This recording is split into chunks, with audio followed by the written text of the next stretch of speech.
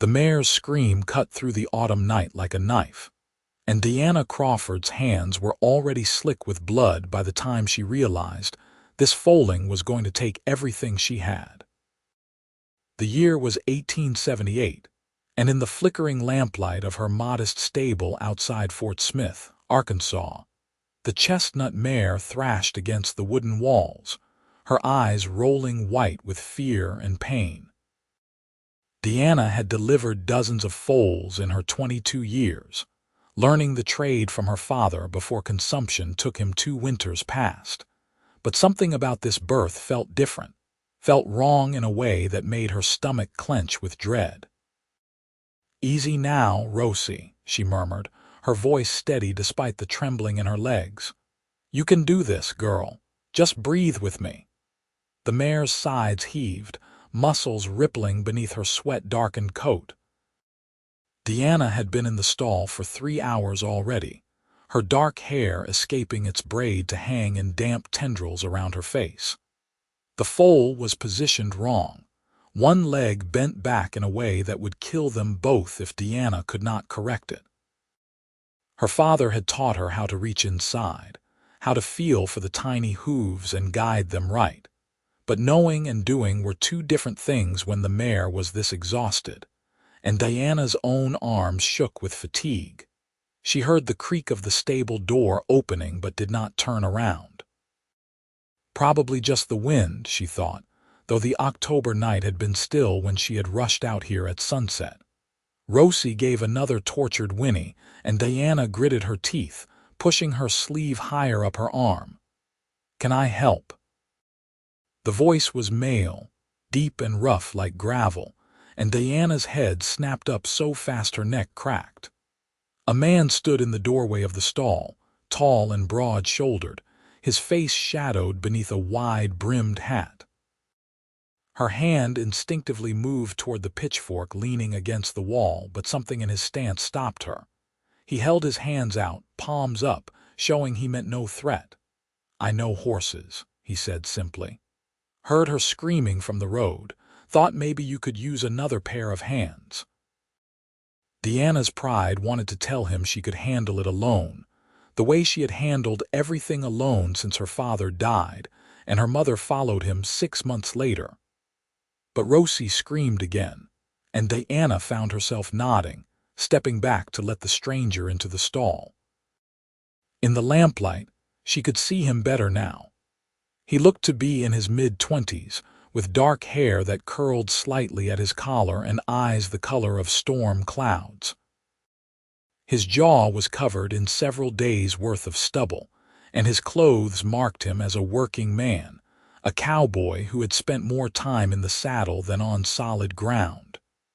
There was something familiar about him, though Deanna could not place it. "The foal's leg is bent back," she explained quickly, pushing aside her questions.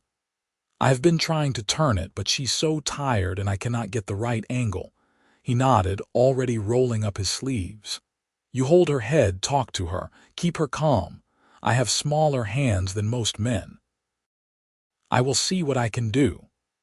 Diana moved to Rosie's head, stroking the white blaze between her eyes, whispering nonsense words of comfort. The cowboy worked with a gentleness that surprised her, his movements careful and deliberate.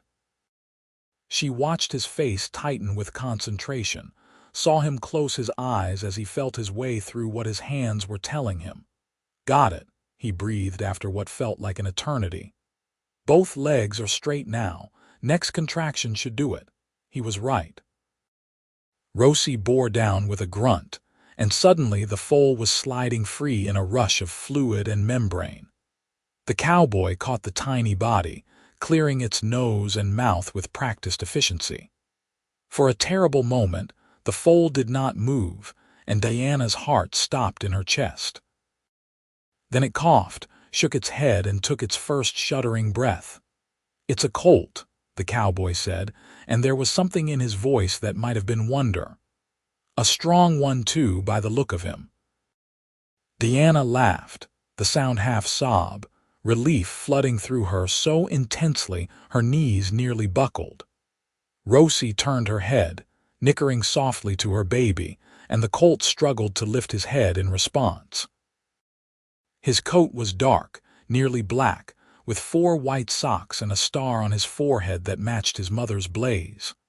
"Thank you," Deanna said, looking up at the stranger who had appeared out of nowhere and saved both horse and foal. "I do not know what I would have done if you had not come along." "I am Deanna Crawford." He met her eyes, and she saw something shift in his expression, something that looked almost like pain. "Adam Sutherland," he said after a moment's hesitation. "I am glad I could help." The name hit her like a physical blow. Adam Sutherland. She had not heard that name spoken aloud in 5 years, but she had never forgotten it, could not forget it, no matter how hard she tried. "Adam Sutherland from the Triple Bar Ranch?" she asked, her voice barely above a whisper. "John Sutherland's son." His jaw tightened and he looked away. "That was a long time ago. I have not been back to the Triple Bar in years." But Deanna remembered. Remembered the day her father had come home with his face bruised and his hands shaking, telling her and her mother that he had been accused of stealing cattle from the Triple Bar. John Sutherland had been one of the most powerful ranchers in the area, and when he pointed his finger, people listened. Her father had been branded a thief, run out of every respectable job in the county, forced to scrape by on what little work he could find shoeing horses and breaking colts for people who did not care about his reputation.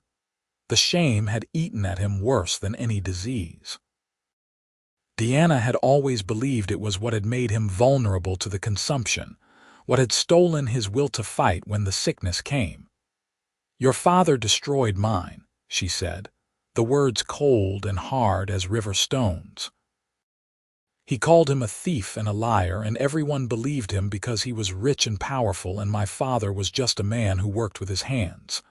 Adam flinched as though she had struck him. "I know," he said quietly. "I know what he did. Then why are you here? Why help me?" He was silent for a long moment, watching the colt try to get his spindly legs under him. "Because your father was not a thief," he finally said. "The cattle that went missing, I knew who really took them. I was 17 and I was a coward, and I kept my mouth shut because I was afraid of what would happen if I told the truth. I have lived with that choice every day since." Deanna stared at him, her chest tight with emotion she could not name. "Who took them?" "My older brother Thomas. He was gambling, losing money faster than he could steal it from our father's books. He sold those cattle to cover his debts, then convinced our father that your father was responsible. I knew and I said nothing, and by the time I found the courage to speak up, your father was already gone and Thomas had gotten himself shot in a card game in Tulsa." Adam's voice was rough with old guilt. "My father refused to believe me when I finally told him, called me a liar and worse. We fought, and I left. I have been working ranches from here to Texas ever since, sending money when I could to try to make amends, but I know it does not change anything." The colt managed to stand, wobbling on legs that seemed too long for his body, and Rosie nickered encouragement. Deanna watched them, her mind spinning. She had carried her anger at the Sutherland family like a brand for 5 years, letting it fuel her through the hard times, through the grief and the loneliness and the backbreaking work of keeping her small farm going alone. Now this man stood before her, offering the truth she had always known in her heart. Her father had been innocent, and she did not know what to do with it. "The money," she said slowly. "The anonymous bank drafts that started coming after my father died. That was you," Adam nodded. "It was not enough, could never be enough, but it was all I had to give. Those bank drafts had saved her, had paid for her mother's medicine, had kept the bank from taking the farm, had allowed her to buy the breeding stock that was slowly rebuilding her father's dream. She had never known where they came from, had been afraid to question the blessing when she needed it so desperately. "Why come back now?" she asked. I heard my father died 3 months ago. Heart gave out. I came back for the funeral, stayed to help settle the estate. The triple bar is mine now, mine and my younger sister's. I have been trying to decide if I have the courage to stay, or if I am still the same coward I was at 17. He looked at her then, really looked at her, and she saw the weight of his regret in his eyes. I have thought about your family often over the years, wondered how you were managing. When I heard the mayor tonight, I did not know it was your place until I saw the name on the gate. Deanna should have ordered him to leave. Should have clung to her anger and sent him away without a backward glance. But she looked at the Colt, strong and healthy because Adam had been there to help, and she thought about all the times the mysterious money had arrived exactly when she needed it most. What was your brother like? She asked instead. Adam leaned against the stall wall, his eyes distant. Charming when he wanted to be, mean when he thought he could get away with it. He was the oldest, so everything was supposed to go to him. The ranch, the money, the respect. I think that made him feel like rules did not apply, like he could do whatever he wanted and someone would always clean up his mess. He paused. I am not making excuses for him, or for myself. I should have been stronger. You were 17, Deanna said quietly. Barely more than a child, going against your father and brother. Old enough to know right from wrong. The Colt found his mother's milk and began to nurse, his little tail whisking with satisfaction. Rosie closed her eyes, finally able to rest now that her baby was safe. Deanna felt her anger beginning to crack, like ice breaking up in the spring thaw. It would be easier to hate Adam if he made excuses, if he tried to justify what had happened. But his guilt was written in every line of his body, and she recognized it because she carried her own guilts, her own failures and regrets. I do not forgive you, she said, needing him to understand. Not yet. Maybe not ever. But I am grateful you helped tonight, and I am grateful for the money you sent. It made a difference. That is more than I deserve, Adam said. He pushed away from the wall, preparing to leave. I should go. But if you ever need anything, anything at all, you can find me at the Triple Bar. I mean to make it a different kind of place than it was under my father. He was halfway to the stable door when Deanna heard herself say, "Wait." He turned, hope and wariness warring on his face. "The Colt," she said, the idea forming even as she spoke. "I want to name him Adam, after you. Because you saved him tonight, and because maybe some things deserve a second chance." She watched his throat work as he swallowed hard, watched his hands clench and unclench at his sides. For a moment, she thought he might cry, this rough cowboy who had appeared out of the darkness to help a woman whose life his family had nearly destroyed. "I do not know what to say," he finally managed, his voice hoarse. "You do not have to say anything," Deanna replied. "But maybe you could come back in a few days, check on him, make sure he is thriving." "I would like that," Adam said quietly. "I would like that very much." After he left, Deanna sat in the straw beside Rosie and her Colt, watching the little one sleep with his head pillowed on his mother's flank. She had expected to feel conflicted about inviting Adam back, but instead she felt something that might have been peace. Her father had always taught her that holding on to anger was like drinking poison and expecting the other person to die. Maybe it was time to let go, to see where forgiveness might lead. The Colt twitched in his sleep, dreaming whatever dreams newborn horses had, and Deanna reached out to stroke his silky coat. "Hello, little Adam," she whispered. "You are going to be something special, I can already tell." 3 days later, Adam returned just as the sun was beginning to set, painting the Arkansas sky in shades of orange and gold. Deanna was in the paddock working with one of her yearlings when she heard the sound of hooves on the drive. She looked up to see Adam riding a rangy buckskin gelding, sitting easy in the saddle like he had been born there. "You came," she said, unable to keep the surprise from her voice. "I said I would," Adam replied, swinging down from his horse. He pulled a small bundle from his saddlebag. "Brought some molasses for Rosie. Helps build up her milk." They walked to the stable together, falling into a comfortable silence that surprised Diana with its ease. The colt was out in the small paddock attached to the stall, racing back and forth on legs that were already steadier than they had been 3 days ago. When he saw Adam, he stopped and stared, then came trotting over with bold curiosity. "He has no fear," Adam said with a laugh as the colt pushed his nose into his chest, snuffling at his shirt. "None at all," Diana agreed. "Just like his namesake, I imagine." Adam looked at her sharply, and she saw the question in his eyes. Was she mocking him? But she smiled, taking the sting from her words, and he relaxed. "I was fearless once," he admitted. "Or maybe just stupid. Hard to tell the difference when you are young."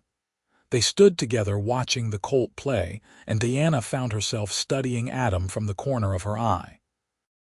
In the daylight, she could see the sun lines around his eyes, the calluses on his hands that spoke of hard work. He had the look of a man who had spent years trying to outrun something, though whether it was his past or himself, she could not say. "What was it like?" she asked. "All those years traveling, working different ranches." Adam considered the question. "Lonely," he said finally. "I got good at my work, good enough that I could always find employment, but I never stayed anywhere long enough to make real friends, to put down roots. Always figured I did not deserve that kind of happiness after what I had done." "That sounds like a miserable way to live."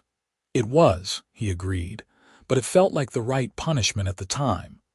The colt galloped past them, bucking with sheer joy, and they both laughed.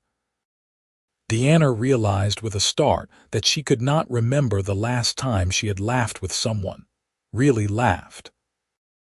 Since her parents died, she had been so focused on survival, on keeping the farm going and proving she could make it on her own, that she had forgotten what it felt like to simply enjoy another person's company. "Would you like to stay for supper?" The invitation was out before she could second-guess it. "It is nothing fancy, just stew and cornbread, but it seems only fair after you brought the molasses." Adam looked at her with such naked gratitude that Diana felt something twist in her chest. "I would like that very much," he said.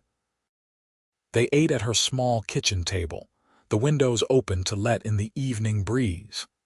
Diana's house was modest, just 3 rooms that her father had built with his own hands, but it was clean and comfortable. She found herself nervous as she ladled out the stew, worried that it would not be good enough, that he would judge her simple home and find it wanting. But Adam ate with genuine appreciation, complimenting her cooking and asking for seconds. "My mother tried to teach me to cook," he said, sopping up the last of his stew with a piece of cornbread. "But I never had the patience for it. I can make coffee strong enough to strip paint and fry bacon without burning down the camp, but that is about the extent of my skills." "What was your mother like?" Diana asked, then immediately wished she could take the question back. She did not want to get too personal, did not want to start caring about his story, but Adam did not seem to mind. "Gentle," he said softly. "Too gentle for a man like my father." She loved beautiful things, kept a garden full of roses even though the ranch hands thought it was foolish in a place as harsh as Arkansas can be. "She died when I was 15. Fever took her in just 3 days." "I am sorry," Diana said, and meant it. She knew the particular ache of losing a mother, the way it left a hole in your life that never quite healed. "She would have liked you," Adam said, meeting her eyes. "She always said the measure of a person was not in what they had, but in what they did with it. You have built something here, kept your father's dream alive when it would have been easier to give up and move to town, find work as a seamstress or a shopkeeper. That takes courage." Deanna felt heat rise in her cheeks at the compliment. "I did not do it alone. The money you sent made it possible." "The money helped, but you did the work. Do not sell yourself short." They talked until the candles burned low, sharing stories of their childhoods, their dreams, the things they had lost and the things they hoped to find. Deanna learned that Adam had a younger sister named Sarah who was 18 and studying to be a teacher, that he had once broken his arm trying to ride a half-wild Mustang on a dare, that his favorite time of day was early morning when the world was quiet and full of possibility. When Adam finally stood to leave, Deanna walked him out to his horse. The night was clear and cool, stars scattered across the sky like diamonds on black velvet. "Thank you for tonight," Adam said as he swung into the saddle. "It has been a long time since I felt welcome anywhere." "You are welcome to come back," Deanna said, surprising herself with how much she meant it. "To check on the colt, I mean. Make sure he is growing properly." Adam's smile was slow and sweet, transforming his face from merely handsome to something that made Deanna's breath catch in her throat. "I will hold you to that," he said. She watched him ride away until the darkness swallowed him, then stood there a while longer, looking up at the stars. Something had shifted tonight, some wall she had built around herself beginning to crumble. It scared her and thrilled her in equal measure. The colt whinnied from the paddock, and Deanna went to check on him one last time before bed. He came to the fence when he saw her, butting his head against her hand in a demand for attention. "You are going to be trouble," she told him affectionately. "I can already tell." But as she scratched behind his ears and he leaned into her touch with a contented sigh, Deanna found herself grateful for this particular brand of trouble. The colt had brought Adam back into her life, had given her a reason to lower her guard and take a chance on connection. Where it would lead, she did not know. But for the first time in years, she found herself curious about the future instead of just grimly determined to survive it. Adam came back 2 days later, and then 3 days after that, and soon his visits became a regular part of Deanna's week. He always had some excuse, bringing grain he said he had bought too much of, offering to help repair a fence rail that had come loose, wanting to check on the colt's development. Deanna accepted his excuses with a knowing smile, offering him coffee or lemonade depending on the weather, finding reasons for him to stay a little longer each time. They fell into an easy partnership, the kind that develops between two people who understand the rhythms of ranch work. Adam helped her train the yearlings, his patience and gentle handling bringing out the best in the young horses. Deanna showed him the careful records she kept of bloodlines and breeding dates, her plans for building her stock into something that could compete with the bigger operations. "You have a good eye," Adam said one afternoon, reviewing her notes. They were sitting on her porch, seeking shade from the brutal October sun. "These mares you have chosen, they all have the bone and temperament for ranch work. Give it a few years and you will be selling horses to every spread in the county." "That is the idea," Deanna said. "My father always said that good horses sell themselves.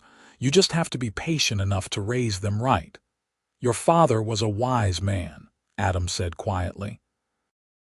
"I wish I could have told him that before he died, told him I knew the truth." Diana reached over and squeezed his hand, the gesture automatic and warm. "I think he would have appreciated knowing you tried to make it right, even if it took you a while to find the courage." Adam turned his hand over, lacing his fingers through hers. It was the first time they had touched beyond accidental brushes, and Diana felt her heart speed up at the contact. His hands were rough with calluses, warm and strong, and holding them felt both thrilling and utterly natural.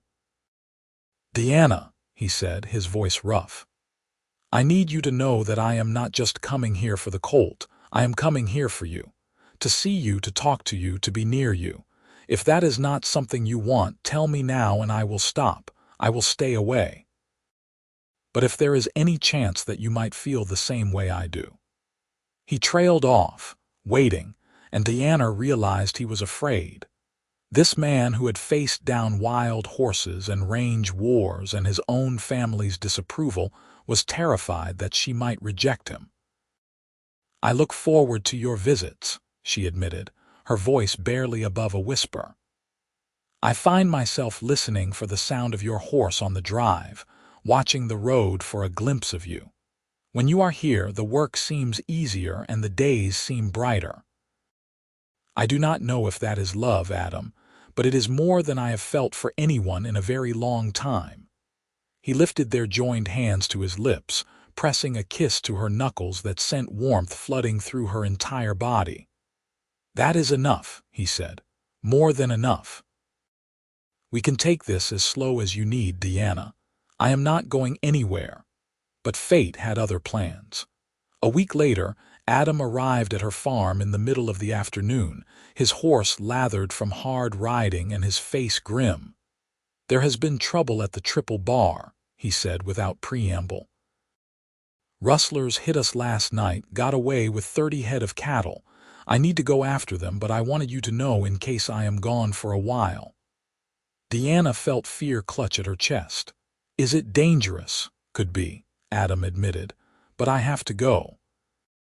I cannot let them think the Triple Bar is easy pickings, or every thief in 3 counties will come calling." "Then I am coming with you," Deanna said. Adam shook his head. "Absolutely not. It is too dangerous and you have your own place to look after." "I can shoot as well as any man," Deanna countered. "My father taught me, and I have a neighbor boy who can watch the farm for a few days. You need someone watching your back, Adam Sutherland, and I am not about to let you ride off into danger alone." They argued for 10 minutes, but Deanna was immovable. Finally, Adam threw up his hands in defeat. "You are the stubbornest woman I have ever met," he said, but there was affection in his voice. "You would be bored with anyone less stubborn," Deanna replied, already heading inside to pack. They rode out within the hour, joining up with 3 hands from the Triple Bar who had been tracking the rustlers. The trail led north into the wild country near the Arkansas River, rough terrain full of gullies and thick brush. Adam rode at the front, reading signs that were invisible to Diana's untrained eyes, his face set in lines of concentration. They caught up to the rustlers on the 3rd day, finding them camped in a ravine with the stolen cattle penned in a makeshift corral. There were 5 of them, rough-looking men who clearly had not expected pursuit.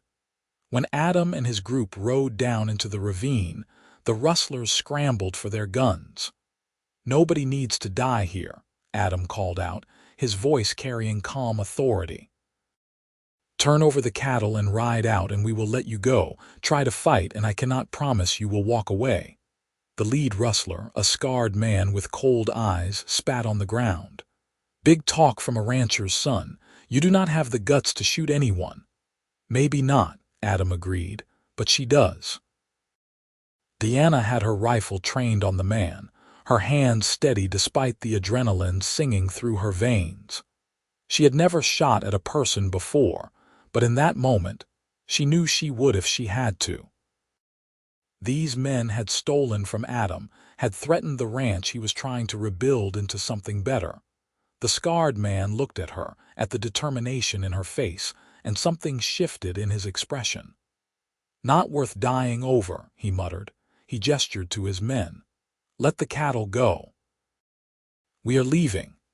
The rustlers mounted up and rode out, casting dark looks over their shoulders but clearly unwilling to test whether Deanna would make good on her silent threat. Once they were gone, Adam and his men began the work of herding the cattle back toward the Triple Bar. That night, they made camp under the stars, the cattle settled and the hands taking turns on watch. Adam and Deanna sat by the fire, close enough that their shoulders touched. "You were incredible today," Adam said quietly. I have known men who would have lost their nerve in that situation. I was terrified, Deanna admitted, but I was more afraid of what might happen to you if I was not there. Adam turned to look at her, the firelight casting shadows across his face. You could have been killed. So could you, Deanna pointed out. That is what happens when you care about someone, Adam. You take risks for them. You stand beside them even when you are scared. Deanna Crawford, Adam said slowly, I am falling in love with you. I think I have been since the moment I walked into that stable and saw you fighting to save that mare and her colt. You are the bravest, most stubborn, most beautiful woman I have ever met. And if you will have me, I want to spend the rest of my life proving that I am worthy of you. Deanna felt tears prick at her eyes, but they were happy tears, the kind that came from a heart too full to contain what it felt. You do not have to prove anything, she said. You already showed me who you are, Adam. You are the man who came back to make things right, who works every day to be better than his father, who treats my horses with kindness and me with respect. That is the man I am falling in love with. He kissed her then, gentle at first and then deeper, one hand coming up to cup her cheek.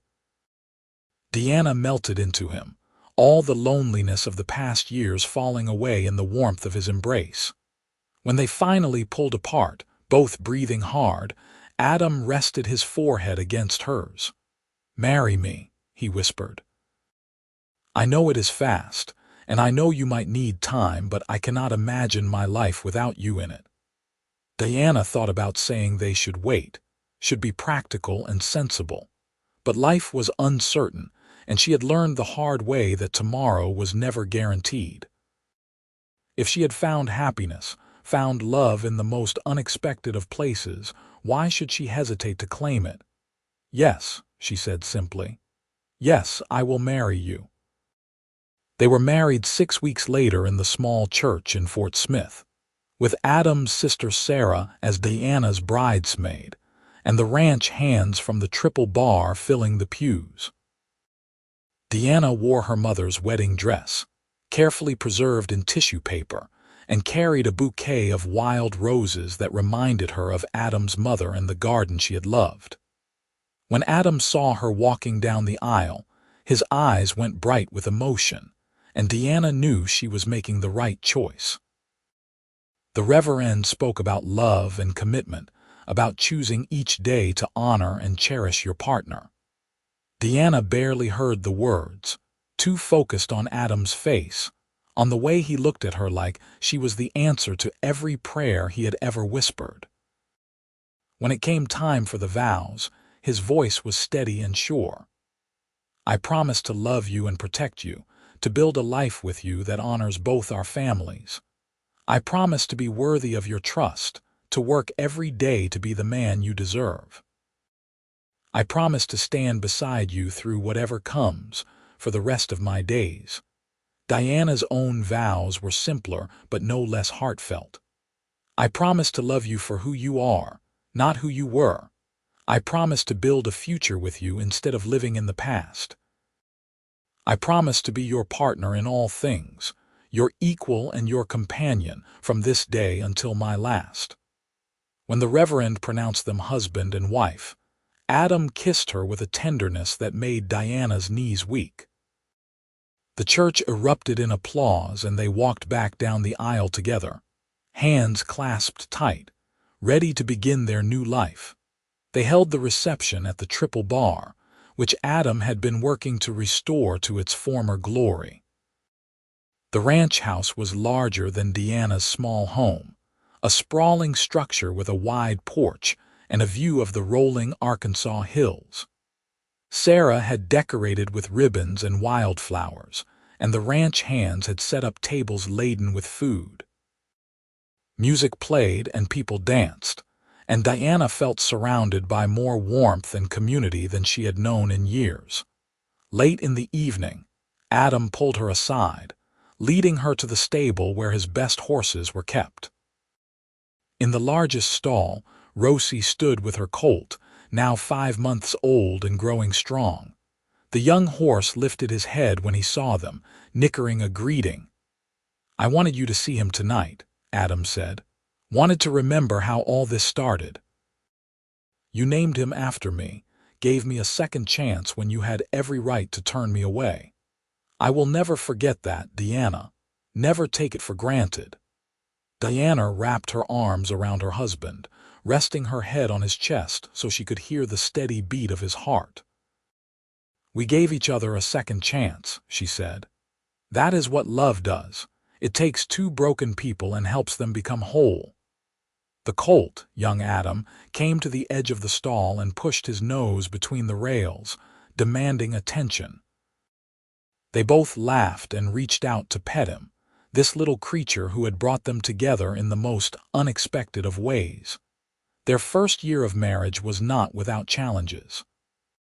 Combining their two properties meant long days of hard work, reorganizing operations, and learning to compromise on everything from breeding schedules to how much sugar went in the morning coffee.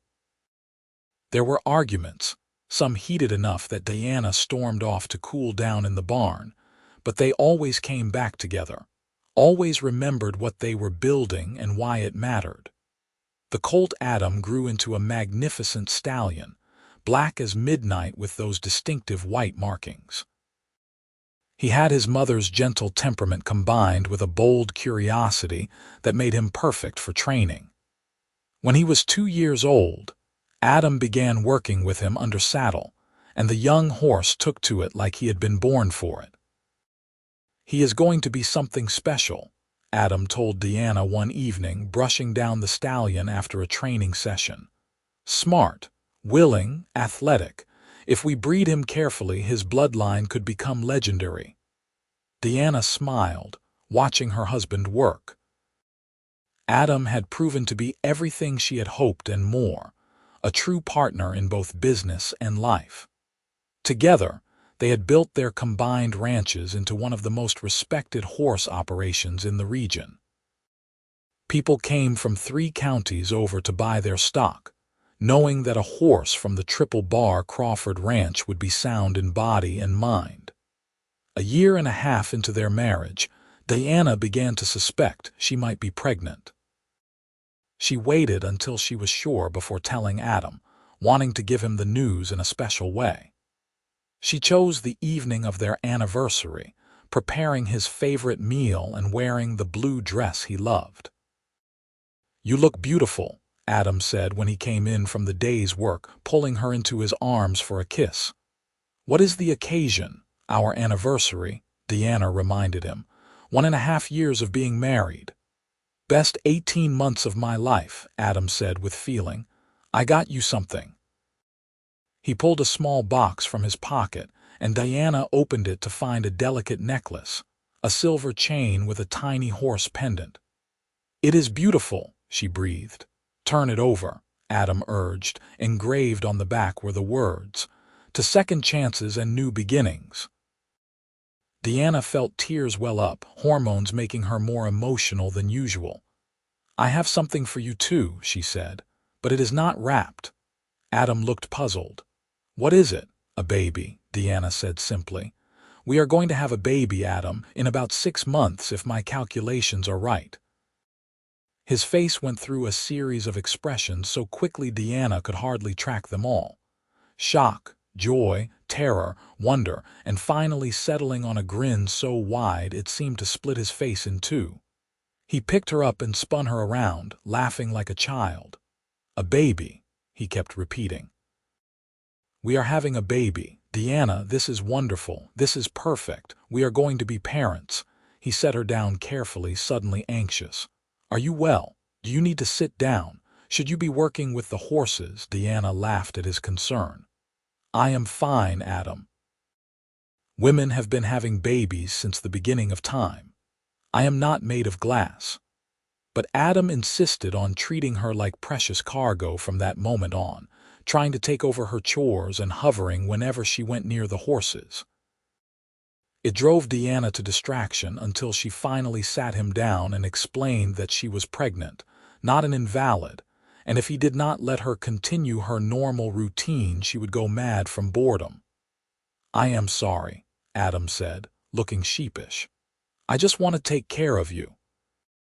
Want to make sure nothing happens to you or the baby." "I know," Deanna said more gently, "and I love you for it, but you have to trust me to know my own limits, to ask for help when I need it. Can you do that?" He nodded, and true to his word, he backed off, though Deanna often caught him watching her with a mix of love and worry that made her heart swell. As her pregnancy progressed, they began preparing the nursery, converting one of the spare bedrooms in the ranch house. Sarah came to help paint and sew curtains, chattering excitedly about being an aunt. The young woman had become like a sister to Deanna, and the two spent many happy hours discussing names and debating whether the baby would have Adam's dark hair or Deanna's lighter coloring. The baby arrived on a stormy April night in 1880, nearly 3 weeks early. Deanna's labor came on fast and hard, catching them both off guard. Adam rode for the doctor while Sarah stayed with Deanna, holding her hand and murmuring encouragement. By the time the doctor arrived, Deanna was exhausted and frightened, the pain worse than anything she had imagined. "You are doing so well," the doctor said. "Just a little while longer now."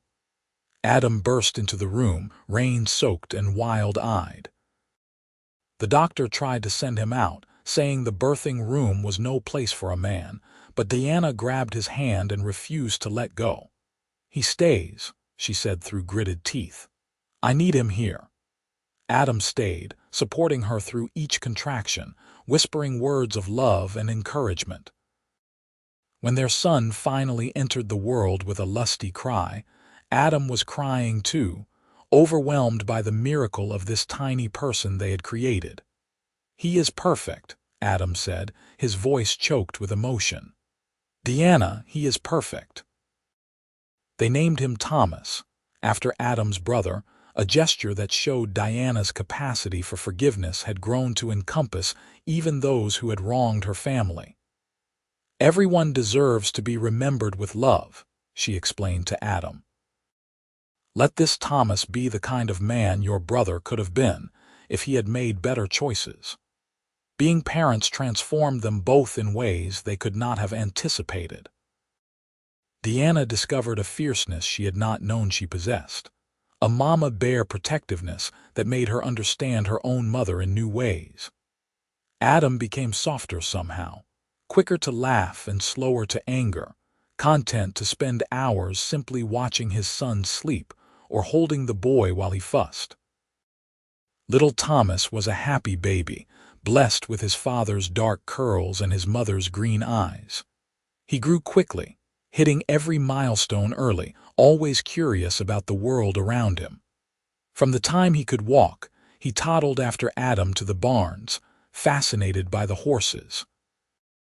The stallion Adam took a particular interest in the boy, lowering his great head to snuffle at Thomas whenever the child came near. It was as if the horse understood that he and the boy were connected, both named for the same man, both beloved by the same people.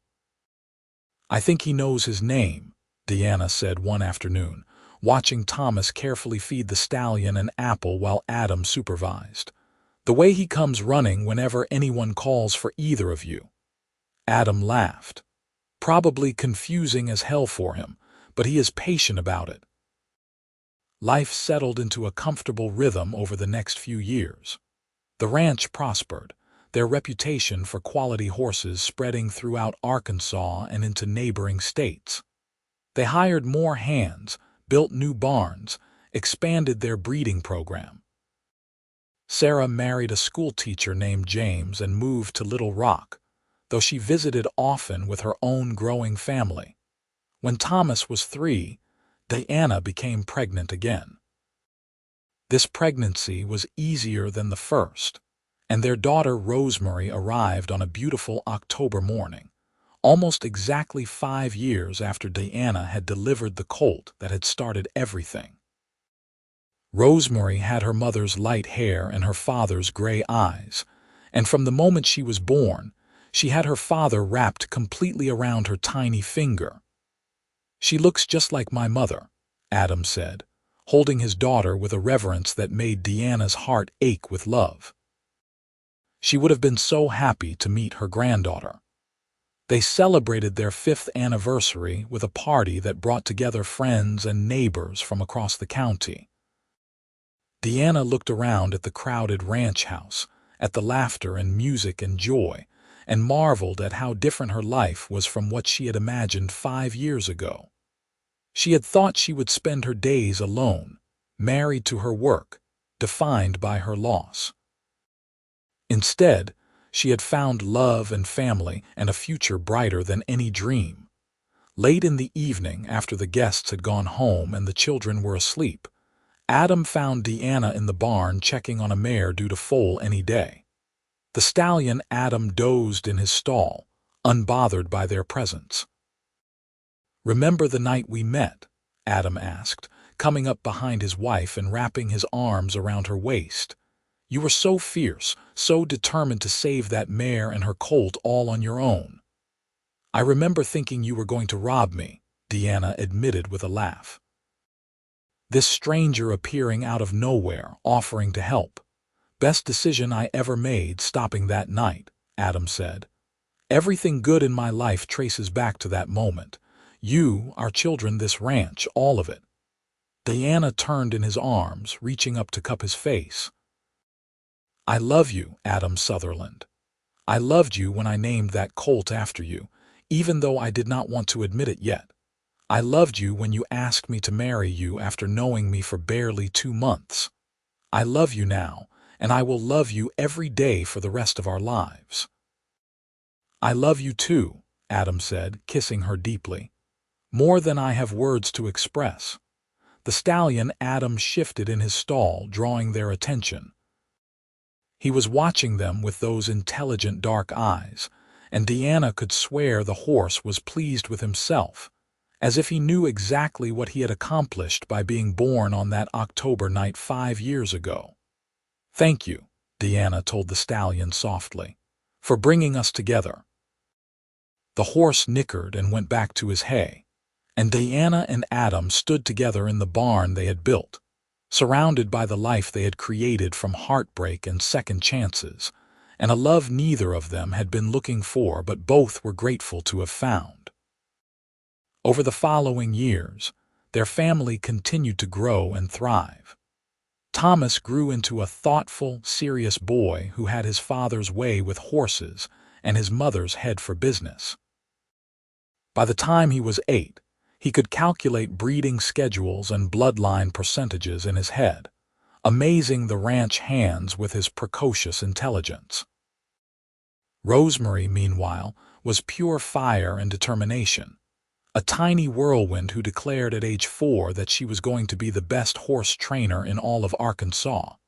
When Thomas was 9 and Rosemary 6, Diana gave birth to twins, a boy and a girl they named Daniel and Grace. The twins were opposites in every way, Daniel quiet and contemplative, Grace bold and adventurous. They completed the family in a way that felt exactly right, filling the ranch house with noise and laughter and the particular chaos that came with 4 children. The stallion Adam lived to the ripe old age of 23, producing offspring that carried his bloodline throughout the American West. His sons and daughters were known for their intelligence, their steady temperaments, and their striking coloring. Ranchers would pay premium prices for a horse sired by the legendary black stallion from the Triple Bar Crawford Ranch. When the stallion finally passed peacefully in his sleep one winter night, Adam stood in the stall and cried like a child. Deanna held him, understanding his grief. The horse had been more than just livestock. He had been a symbol of everything they had built together, a living reminder of the night their lives had changed forever. "We should bury him on the hill," Deanna suggested gently, "where he can overlook the ranch." They buried the stallion at sunset, the whole family gathered to say goodbye. Thomas, now a young man of 18, spoke about how the horse had taught him patience and kindness. Rosemary, 15 and already an accomplished trainer in her own right, shared stories of the stallion's gentle nature. The twins, at 9, scattered wildflowers on the grave, a gesture that reminded everyone of the roses Adam's mother had loved. He had a good life, Adam said, his arm around Deanna's shoulders. He was loved and valued every day of it. That is all any of us can hope for. Later that night, alone in their bedroom, Deanna found Adam looking at an old photograph of himself standing next to the stallion when the horse was in his prime. The stallion's coat gleamed in the sun, and Adam's face was split with a proud smile. "I never thought I would have this," Adam said quietly. "A family, a home, respect in the community. When I left here at 20, I believed I had ruined any chance at happiness through my cowardice. But you came back," Deanna reminded him. "You faced your mistakes and tried to make them right. That takes more courage than never making mistakes in the first place." "You taught me that," Adam said. "You and that Colt. When you said you were naming him after me, that maybe some things deserved a second chance, it was like you gave me permission to forgive myself. To believe I could be better than I had been." Deanna moved to stand beside him, looking at the photograph. They had built an entire dynasty from that one foal, dozens of horses carrying his bloodline, bringing joy and purpose to ranches across the country. But more than that, they had built a family, a legacy of love that would outlast them both. Thomas took over the day-to-day operations of the ranch when he turned 21, showing a natural gift for leadership that made both his parents proud. He married a sweet-natured girl named Elizabeth from a neighboring ranch, and within a year, they presented Adam and Deanna with their first grandchild, a boy they named Adam in honor of his grandfather and the legendary stallion. "Another Adam," Deanna said, holding the tiny baby in her arms. The circle continues. Rosemary chose not to marry, instead dedicating herself to her work with the horses. She developed revolutionary training methods that were gentler than the harsh breaking techniques most cowboys used, proving that patience and understanding could produce better results than force.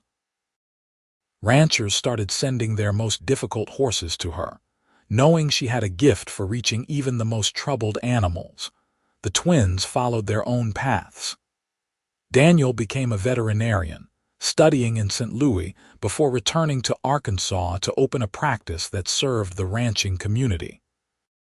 Grace shocked everyone by moving to San Francisco to study law, determined to fight for the rights of women and workers.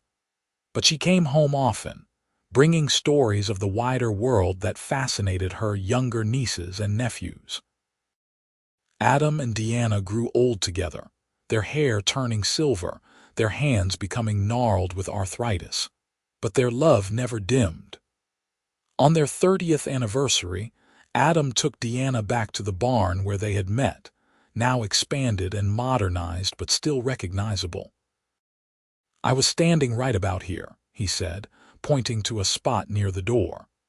"I heard the mare screaming and thought maybe I could help. I had no idea that walking through this door would change my entire life." "I was here," Deanna said, moving to the spot where Rosie's stall had been. "Covered in blood and sweat, terrified I was going to lose them both. Then you appeared like an answer to a prayer I had not even known to say."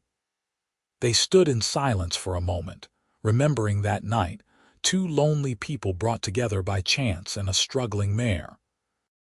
So much had grown from those desperate hours, so much joy and pain and ordinary daily life. "If I could go back," Adam said slowly, "back to that 17-year-old boy who was too afraid to speak the truth, I would tell him that mistakes do not define you. What matters is what you do after, how you try to make things right. I would tell him that love and forgiveness are possible, even when you think you have lost the right to both. And I would tell that 22-year-old girl, Deanna added, that anger is heavy and exhausting to carry. That sometimes the person who hurt you is also the person who can heal you, if you are brave enough to let them try. They walked back to the house hand in hand, their steps slower than they once were but no less sure. The ranch spread out around them, a testament to decades of hard work and partnership. Their children and grandchildren filled the house with noise and life, the next generation ready to carry the legacy forward. That night, surrounded by family at the anniversary dinner, Adam stood to make a toast. His hand shook slightly as he raised his glass, but his voice was clear and strong. 30 years ago, I walked into a barn and met a woman who changed everything I thought I knew about myself and what I deserved. Deanna, you have made me a better man every single day since then. You have given me children and grandchildren, a home and a purpose, love beyond measure. I am the luckiest man alive, and I would live those 30 years over again without changing a single moment. Deanna stood, her own glass raised. Adam, you appeared when I needed you most, and you have stayed through everything that came after. We have built something beautiful together, not just this ranch but this family, this life. I love you more today than I did 30 years ago, and I will love you until my last breath and beyond. The family erupted in applause and cheers, glasses clinking all around. Thomas and Elizabeth's children, the oldest now 12, demanded to hear the story of how their grandparents met, and Adam and Deanna settled in to tell it once more, embellishing the drama, making each other laugh with their competing versions of events. Later, much later, when the guests had gone and the house was quiet, Adam and Deanna sat on their porch watching the stars. A young Colt, great-great-grandson of the original Adam, galloped across the paddock, full of the same bold joy his ancestor had possessed. You have any regrets? Deanna asked quietly. Adam considered the question seriously. I regret the pain my silence caused your family. I regret the years I spent running instead of facing what I had done. But I cannot regret the path that led me here to you, to this life. Does that make sense? Perfect sense, Deanna said. I regret the years I spent angry, holding on to hurt instead of healing, but I am grateful for what it taught me about forgiveness and second chances. They sat in comfortable silence, two people who knew each other so well that words were often unnecessary. The Arkansas night settled around them, warm and full of cricket song.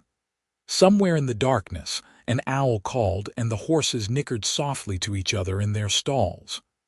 I love you, Deanna Crawford Sutherland, Adam said. I love you, Adam Sutherland, Deanna replied. And under the same stars that had witnessed their first meeting 30 years ago, they held each other close and counted themselves blessed beyond measure. Years continued to pass in the gentle rhythm of ranch life. Adam and Deanna's hair went from silver to white, their steps slowed, but their minds remained sharp and their love endured. They celebrated their 40th anniversary surrounded by children, grandchildren, and even a few great-grandchildren, the family tree they had planted together growing wide and strong. Thomas ran the ranch with skill and innovation, incorporating new breeding techniques and business practices while maintaining the values his parents had instilled. Elizabeth proved to be his perfect partner, managing the books with the same precision Deanna once had, ensuring the ranch remained profitable even in difficult economic times. Rosemary's reputation as a horse trainer spread across the country. People brought their horses from as far away as California and Montana, knowing that a few months under her guidance could transform even the most difficult animal. She never married, but she claimed she was happy, surrounded by the horses she loved and the family that supported her unconditionally. Daniel's veterinary practice became essential to the ranching community, his gentle manner with animals and fair pricing making him beloved throughout the region. He married late, at 35, to a widow with 3 children of her own, and proved to be a devoted father to his blended family. Grace made history as one of the first female lawyers in California, winning cases that changed labor laws and expanded women's rights. She never moved back to Arkansas permanently, but she visited every Christmas, bringing her partner Maria, a fellow lawyer, and their adopted daughter. Adam and Deanna welcomed them with open arms, proud of the life Grace had built even though it was so different from the one they had chosen. On a warm spring morning in 1915, Adam woke to find Deanna still sleeping beside him, her breathing shallow but peaceful. They were both in their late 70s now, their bodies worn from decades of hard work but their spirits still strong. He watched her sleep, memorizing the lines of her face, the silver of her hair, the way her hand rested on the quilt they had received as a wedding gift all those years ago. "I love you," he whispered, though he did not expect an answer. Diana's eyes fluttered open, and she smiled at him with the same warmth she had shown him for nearly 40 years. "I love you too," she said, "every day more than the last." They rose slowly, helping each other dress, a routine they had perfected over the years. Breakfast was prepared by Thomas's daughter-in-law, who lived in the main house now with her husband and children, ensuring Adam and Deanna were never alone but still maintaining their independence. After breakfast, Adam and Deanna walked to the hill where the original stallion was buried. The grave was marked with a simple stone that read, "Adam, a horse who brought 2 souls together. May his bloodline run forever." "You think he knew?" Deanna asked, as she had asked many times before. "That night when he was born, do you think he somehow knew what he would mean to us?" "I like to think so," Adam replied. "I like to think there was some purpose to it all, some design that brought us together at exactly the moment we needed each other most." They stood in silence, looking out over the ranch. It stretched as far as the eye could see, pastures full of horses, barns well maintained, fences straight and strong. 3 generations of their family worked these fields, carried their name, built on the foundation Adam and Deanna had laid. That night, Deanna passed peacefully in her sleep, Adam holding her hand just as he had when their children were born, when their grandchildren arrived, through every important moment of their lives together. She was 78 years old, and she died knowing she was deeply loved. Adam lived another year without her, though everyone who knew him could see that part of him had gone with Deanna. He spent his days visiting the horses, telling stories to his great-grandchildren, sitting on the hill where his namesake was buried and talking to Deanna as if she could still hear him. "I will be with you soon," he would say.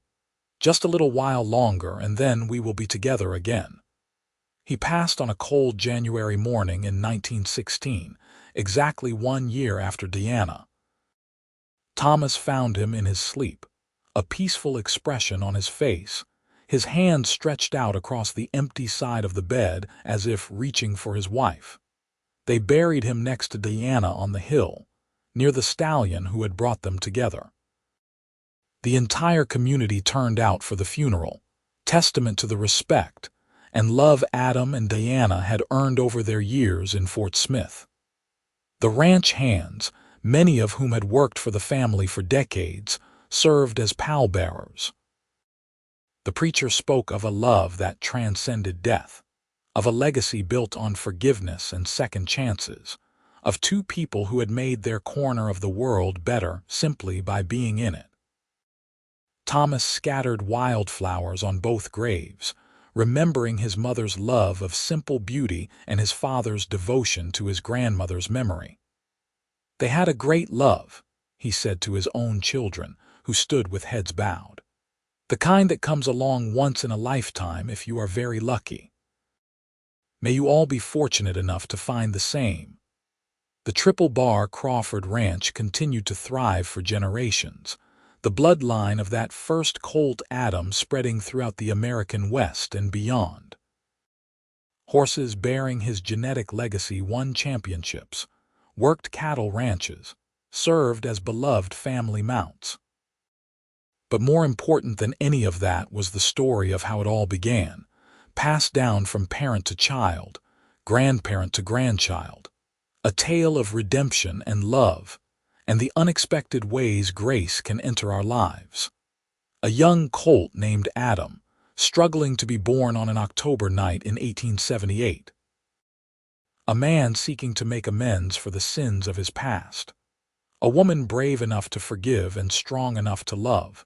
And from those unlikely beginnings, a dynasty, a family, a love story for the ages. In the years that followed Adam and Diana's deaths, their descendants often gathered at the graves on the hill, especially on anniversaries and special occasions. They would tell their children about the cowboy who walked into a barn one night and saved a mare, about the woman who named the colt after him, even though his family had hurt hers, about how that single act of grace changed everything. The ranch eventually became one of the most famous horse breeding operations in the country. The Crawford Sutherland line recognized worldwide for quality and temperament. But those who worked there never forgot that it all started with two lonely people and a struggling foal, with forgiveness given and second chances taken, with love found in the most unexpected of places. And on quiet nights, when the Arkansas wind blew soft across the pastures and the horses settled in their stalls, some people swore they could see two figures walking hand in hand across the fields, checking on the animals one last time before heading home together. Their love eternal as the stars above and as deep as the Arkansas earth beneath their feet. The story of Adam and Diana became legendary in Fort Smith, told and retold until it took on the quality of myth. But their descendants knew the truth was better than any legend. They had letters Adam and Diana wrote to each other, even though they lived in the same house, little love notes left on pillows or tucked into coat pockets. They had the photographs, capturing moments of joy and family and ordinary days made extraordinary by love. They had the ranch itself, every building and fence a testament to what could be built when two people worked together toward a common dream. And they had the horses, generation after generation carrying the bloodline of that first colt, each one a living reminder that sometimes the smallest moments, the briefest encounters, can change the entire trajectory of a life. Thomas lived to be 85, managing the ranch until his final years and seeing his own grandchildren take over the family business. On his deathbed, surrounded by family, he told the story one more time, his voice weak but his memory crystal clear. "My father walked into that barn a broken man," he said, seeking redemption he did not think he deserved. My mother was there, fighting to save a life, determined to succeed no matter the cost. And the colt, my namesake, brought them together in a way nothing else could have. That is the power of forgiveness. That is the miracle of second chances. Never forget it. Never take it for granted. His children and grandchildren promised they would not, and they kept that promise. The story was passed down, protected, cherished. It was told at weddings and christenings, at funerals and family reunions, a reminder of where they came from and what they stood for. The last of Adam and Diana's children, Grace, lived to be 93, passing away in 1965 in San Francisco, surrounded by her chosen family.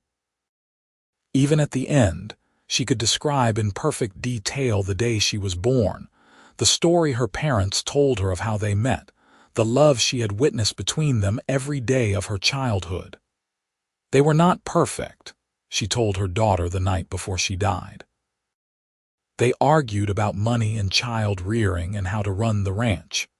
My father could be stubborn and my mother had a temper, but they loved each other with a fierceness that made everything else seem small. They chose each other every day, even when it was hard. That is what real love looks like. And so the story lived on, passed through the generations like a precious heirloom. The ranch changed hands, adapted to new times, incorporated new technologies. But the values remained the same: hard work, integrity, compassion, forgiveness, and above all, love. In the 1970s, one of Adam and Diana's great-great-granddaughters, a historian named Catherine, decided to write a book about her ancestors. She spent years researching, interviewing family members, digging through archives and old letters. What emerged was not just a love story, but a portrait of a time and place, of the American West in all its complexity and contradiction. The book became a bestseller, introducing Adam and Diana's story to people who had never heard of Fort Smith, Arkansas, or the Crawford Sutherland Ranch. Readers wrote letters saying the story had inspired them to forgive someone who had wronged them, to take a chance on love they thought impossible, to believe in second chances. Catherine donated the proceeds from the book to establish a scholarship fund for young people interested in veterinary medicine or animal husbandry, ensuring that her ancestors' love of horses would continue to make a difference in the world. The first recipient was a young woman from a poor family in Little Rock who went on to become a renowned equine surgeon, saving countless horses that would have been put down in an earlier era. The ranch itself eventually became a historical landmark, preserved not just for its architectural significance, but for what it represented. Tour guides told visitors about Adam and Diana, about the night they met, about the Colt that brought them together. They showed people the hill where the grave stood, now carefully maintained by the Arkansas Historical Society. And always, there were horses on the land.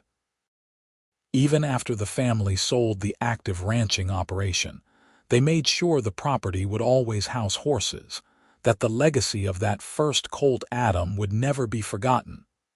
Retired horses lived out their days in the green pastures. Rescue horses found sanctuary there.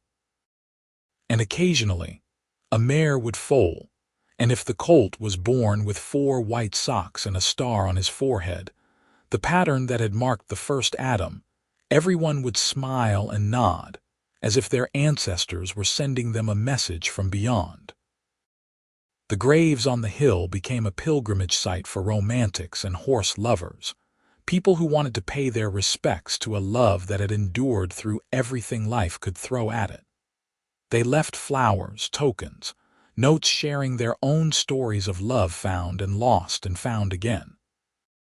The groundskeeper collected the notes and stored them in the ranch house, hundreds, and then thousands of them, a testament to how Adam and Diana's story continued to touch hearts more than a century after they had died. On October nights, when the air turned crisp and the stars came out bright and clear, people claimed they could still hear a mare calling to her foal, a colt answering with a brave little whinny, and the low voices of a man and woman murmuring words of encouragement and love. Just stories, the skeptics said. Just the wind and wishful thinking, but those who believed, those who understood that some loves are too powerful to be contained by death, they knew better. They knew that Adam and Diana were still there, still walking their land, still checking on the horses, still loving each other with the same devotion they had shown in life. And perhaps they were right. Perhaps love like that does transcend death, does leave an imprint on the land and the air and the very fabric of the world. Perhaps every horse born on that property carries a little of the original Adam's spirit, a little of the magic that brought two broken people together and made them whole. The story of the cowboy who walked into a barn seeking redemption, and the woman who gave him a second chance by naming a newborn colt after him became more than just family history. It became a parable, a reminder that forgiveness is possible, that love can heal even the deepest wounds, that sometimes the most important things in life come from the most unexpected places. And so it continues, this legacy of love and horses and second chances, stretching from that October night in 1878 into a future none of them could have imagined. The world changed around it, becoming louder and faster and more complicated, but the core truth remained the same. Love matters. Forgiveness matters. Kindness matters. And sometimes, when you are brave enough to name a colt after a man whose family hurt yours, when you are courageous enough to walk into a barn to help a stranger, when you are willing to look beyond the past and see the person standing before you in the present, miracles can happen. Adam and Deanna understood that. They lived it every day of their marriage. And in doing so, they created something that would outlast them both, a legacy not just of horses and land and financial success, but of love that conquered bitterness, grace that overcame guilt, and two hearts that found their home in each other against all odds. The cowboy stood in that stall on an October night in 1878 and could not find his voice because he was overwhelmed by grace he did not deserve. The woman named the newborn colt after him and set them both on a path toward healing and wholeness, and a love that would endure for all time. And that, in the end, is the truest magic there is.